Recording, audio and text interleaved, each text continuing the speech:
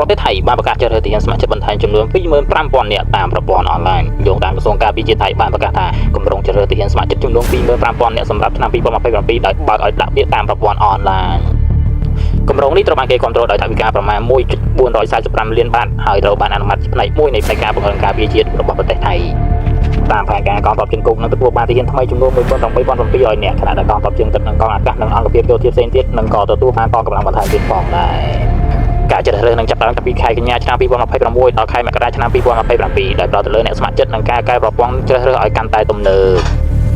ចំណែកឯនៃវិភាគមួយចំនួនយល់ឃើញថាការពង្រីកកម្លាំងនេះគឺស្របពេលដែលថៃកំពុងពង្រឹងសមត្ថភាពការពារជាតិនិងកែតម្រង់ប្រព័ន្ធកម្លាំងយោធារយៈពេលវែងទោះជាយ៉ាងណាក៏ដោយអាជ្ញាធរថៃបានបញ្ជាក់ថាវាជាផែនការគ្រប់គ្រងកម្លាំងយោធាធម្មតាមិនមែនជាការប្រកាសកែតម្រង់ទ័ពជាបន្ទាន់នោះទេ